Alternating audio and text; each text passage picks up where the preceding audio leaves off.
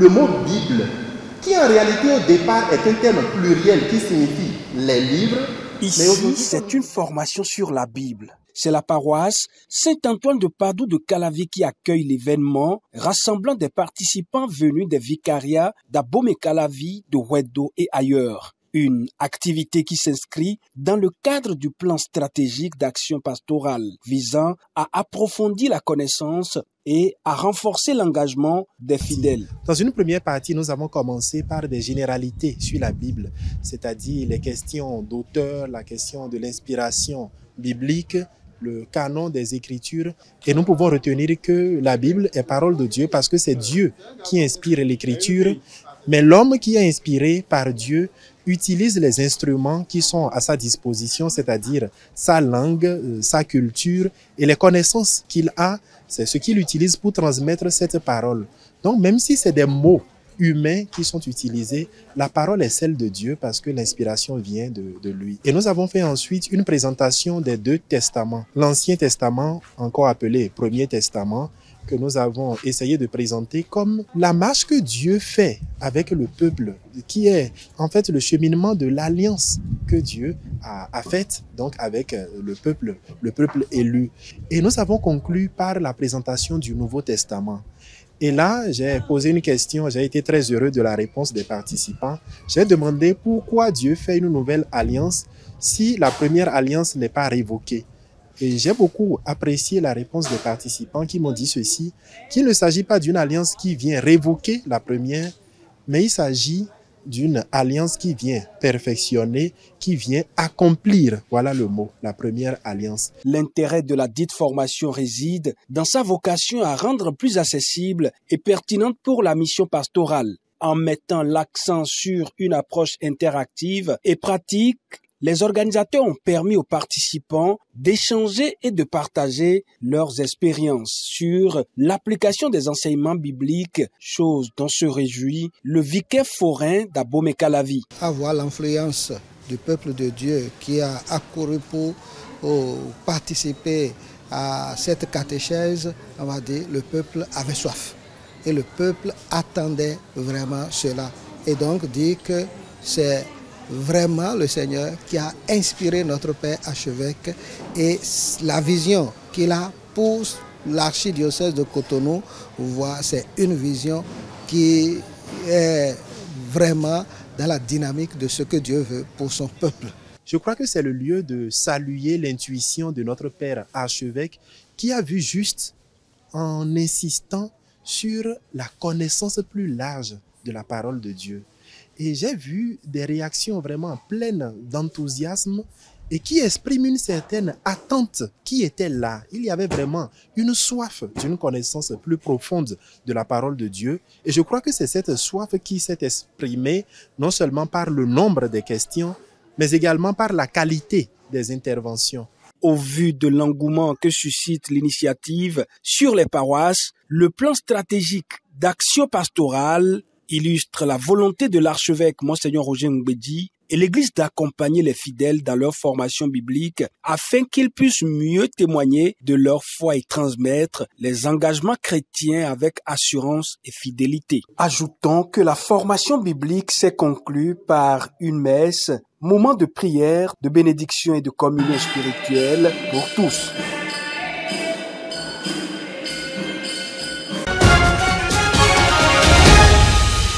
Cette initiative nous replonge dans notre propre identité et nous permettrait à nous, quand nous serons parents ou comme nous sommes parents, de pouvoir aisément parler de notre appartenance et de notre foi à nos enfants. D'abord, nous redécouvrir nous-mêmes, savoir en quoi nous avons mis notre foi et solidifier notre foi. Ce que je retiens, c'est la fierté d'être catholique. La première des choses. Je me suis senti plus léger encore parce que, apprenant sur mon Dieu, apprenant sur l'alliance que Dieu a fait avec nos pères dans la foi, et en même temps, je vois l'alliance que Dieu fait avec moi. L'alliance qu'il fait avec moi, et je me retrouve dans l'alliance, je me retrouve dans ce pourquoi je suis chrétien. Ce n'est pas pour montrer aux autres, mais c'est plutôt pour voir la fidélité de Dieu. Et le Père a dit une phrase qui m'a vraiment touché. c'est la constance dans l'amour de Dieu, dans son alliance. Et ça me rachète pour ainsi dire que voilà, Dieu m'a fait cette faveur de redécouvrir encore combien il m'aime et combien son amour est fort. En tout lieu, je remercie le Tout-Puissant et le Saint-Esprit qui a guidé notre évêque, qui a mis en place ces processus. Parce que ça nous permet de vivre en réalité et ce qu'est l'écriture biblique. Ce que nous devons savoir, parce que souvent, nous ne savons pas comment interpréter en réalité certaines écritures et autres. Mais avec ces initiatives, nous pouvons dire que en parlant de la Bible, on ne peut plus nous avoir. Il faut que nos jeunes arrivent à participer à ces enseignements-là. Donc, ils n'ont qu'à essayer de voir la disponibilité. Parce que parfois, il peut y avoir les jeunes, il peut y avoir... on doit aller en mission quelque part, dont les jeunes ne sont pas sur place pour pouvoir suivre ça. Donc, s'ils peuvent voir leur calendrier et en fonction de ça, ils vont donner les jours et les dates là pour permettre aux jeunes également de participer. Et aussi de faire en sorte, même pour les enfants également, dans des églises, et prendre un petit temps pour pouvoir aussi encadrer les enfants et sur ces lancers-là.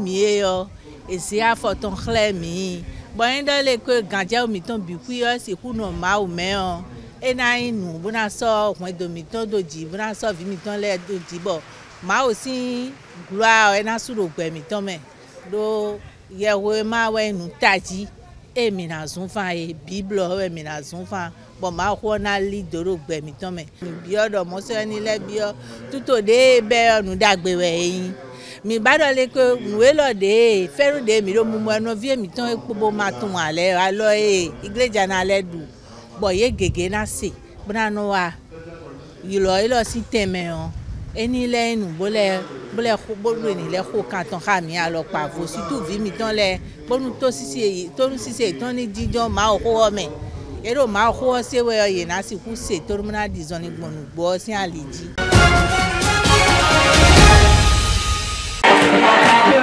C'est un moment de ferveur et de communion ici au sanctuaire marial d'Alada. Environ 3000 jeunes venus des paroisses de l'archidiocèse de Cotonou, du Togo et du Ghana répondent ainsi à l'appel de leur aumônier, et ceci dans le cadre du pèlerinage de la jeunesse édition 2025 qui marque également les noces d'émeraude de la jeunesse. Après 3 jours de marche spirituelle rythmée par des temps de prière, de partage et de réflexion autour du thème 40 ans de marche avec le Christ entre défi et espérance, l'archevêque de Cotonou rejoint les pèlerins pour la messe pontificale.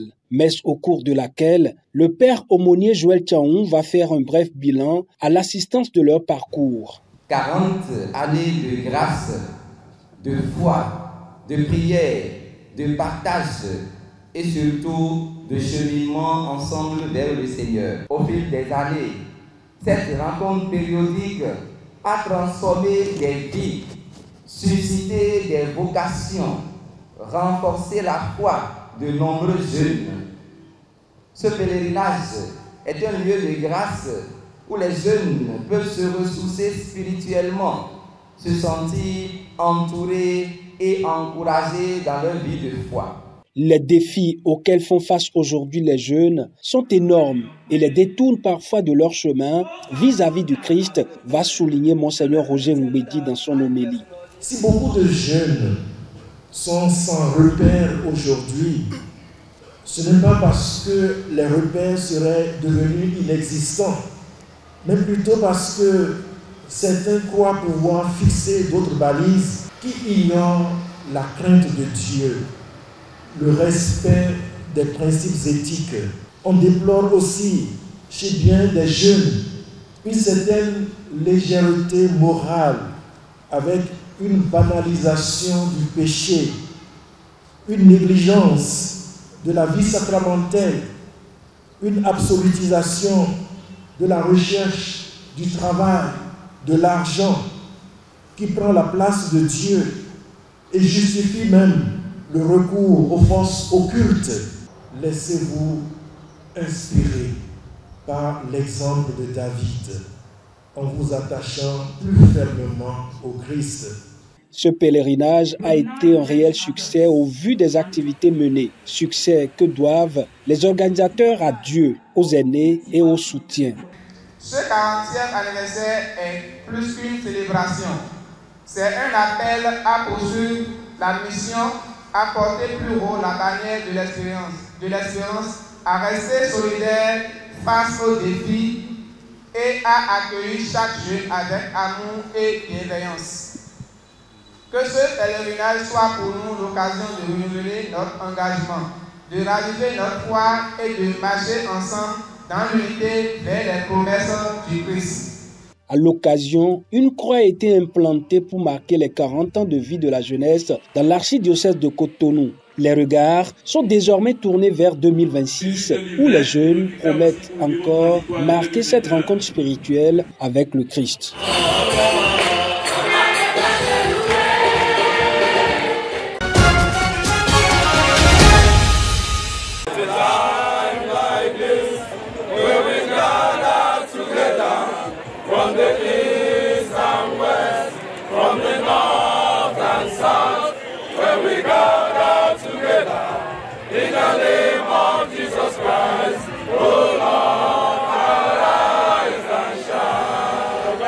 Okay, today we've been here since Friday for this year youth pilgrimage, and it is a thing of joy for the English chaplaincy to come as one family to this place. Since on Friday, all the English chaplaincy in total, we are over 50 members that are gathered here today to celebrate this year's pilgrimage. Over the years, we've been attending the youth pilgrimage, but not as the English chaplaincy. So this year is so special, and thanks to our General Chaplain, Reverend Father Jofa, for making it possible for us to be here today as one family. And we are very grateful and happy, and we are blessed to be present here today, because the fact that we are the English chaplaincy are in Cotonou and we are given this opportunity to participate in this year's pilgrimage, and also the fact that we are recognized. So it's a thing of joy in a foreign land, and being recognized in that manner, we give God all the glory, and we also thank Bishop Roger for giving us this opportunity to be here as one family. Definitely, every single year we'll be here. Yes, we are here today to celebrate our 40 years anniversary of the pilgrimage here in Benin Republic. Yes, I appreciate mostly our Bishop, Roger Mbweji, all the priests, especially our profession priests here, the General Chaplain of the English community in Diocese of Cotonou, Reverend Father Godfrey. God for the youth! God for the youth! Are you happy? Yes! Are you happy? Yes! You come again? Yes! You come last year? Yes!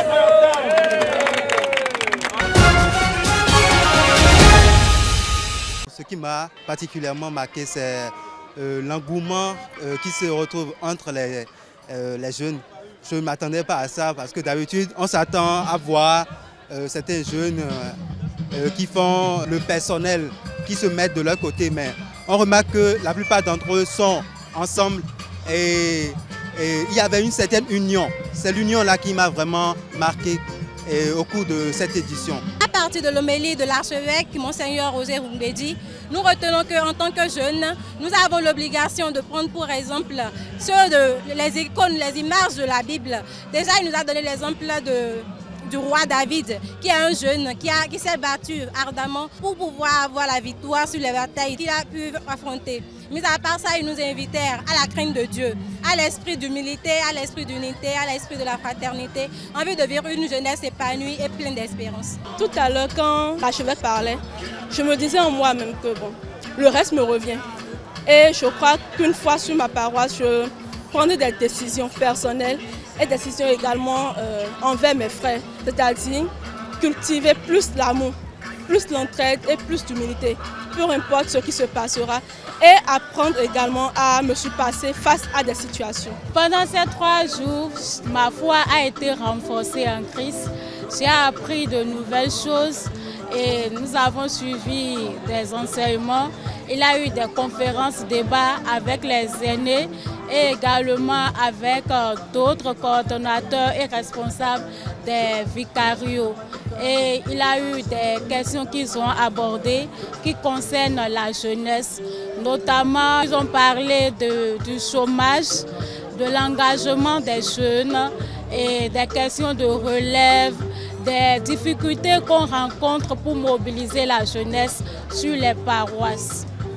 Et à travers également ces 3 jours, j'ai loué le Seigneur. Il a eu des moments de détente, des moments d'adoration au Saint-Sacrement. Nous avons fait le chemin de croix et également nous avons fait la célébration mariale hier soir où chacun a déposé tous ses fardeaux aux pieds de la Vierge Marie.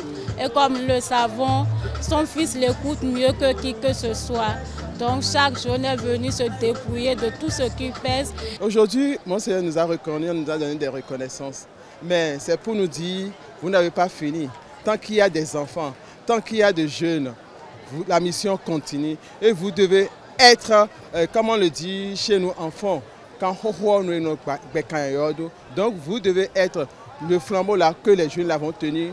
Vous n'allez pas rester derrière parce qu'il faut des gens pour encourager, il faut des gens pour leur dire non, nous avons pris par tel chemin, ça n'a pas marché, prenez pas tel chemin. Et quand ils suivent, ils vont réussir. Donc nous ne pouvons pas être hors des jeunes, nous sommes toujours jeunes. Et être jeune, le pape Jean-Paul II l'a dit, la jeunesse c'est dans la tête. Donc une fois que tu es avec le Christ et que l'Esprit Saint t'habite et tu crois en Jésus qui est mort ressuscité, pour lui tu travailles, il faut te dire que tu auras la force qu'il faut pour continuer la mission de génération en génération.